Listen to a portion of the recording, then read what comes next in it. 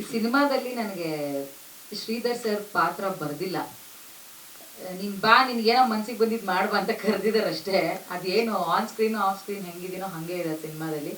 ಏನಂದ್ರೆ ಒಂದು ಸ್ವಲ್ಪ ಡ್ರೆಸ್ ಕೋಡ್ ಚೇಂಜ್ ಮಾಡಿರ್ಬೋದು ಅಷ್ಟೇ, ಬಿಟ್ರೆ ಸೇಮ್ ಬಜಾರಿ ಥರದೇ ಪಾತ್ರ ಕೊಟ್ಟಿದ್ದಾರೆ. ಬಟ್ ನಮಗೆ ಒಂದು ಸಿನಿಮಾದಿಂದ ಮತ್ತೊಂದು ಸಿನಿಮಾಗೆ ಕಲಿಕೆ ತುಂಬ ಇಂಪಾರ್ಟೆಂಟ್ ಆಗುತ್ತೆ. ಸೊ ಪ್ರತಿಯೊಂದು ಸಿನಿಮಾದಲ್ಲೂ ಒಂದೊಂದು ವಿಧಿವಿಧಾನಗಳನ್ನ ಕಲಿತಾ ಹೋಗ್ತೀವಿ. ಹಾಗೇನೆ ನಾನು ಸ್ವಲ್ಪ ಮಾತಾಡೋದು ಸ್ಪೀಡ್ ಜಾಸ್ತಿ. ಹುಚ್ಚು ಕುದುರೆನ ಹಿಡಿದು ನಿಲ್ಲಿಸೋ ಥರ ಶ್ರೀಧರ್ ಸರ್ ಮತ್ತು ಮೇಡಮ್ ಅವರಿಬ್ರು ಅಷ್ಟು ಸ್ಪೀಡಾಗಿ ಮಾತಾಡಿದ್ರೆ ಆಡಿಯನ್ಸ್ಗಿರಲಿ ನಮಗೇ ಅರ್ಥ ಆಗಲ್ಲ. ನಿಧಾನಕ್ಕೆ ಮಾತಾಡೋ, ಆಮೇಲೆ ಡಬ್ಬಿಂಗಲ್ಲಿ ಸಾರಿಸ್ಬಿಡ್ತೀಯ ಹೇಳ್ತಾ ಇದ್ದೀನಿ ಅಂತ ತುಂಬ ಎಚ್ಚರಿಕೆ ವಹಿಸೋರು.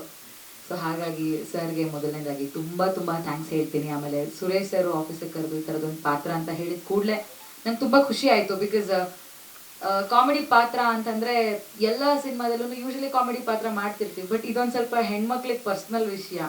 ಯಾರು ಬೇಕಾದ್ರೂ ಬೆಂಕಿ ಹಚ್ತಾರೆ, ಬತ್ತಿ ಇಡೋದು ನಾನೇ ಈ ಸಿನಿಮಾದಲ್ಲಿ.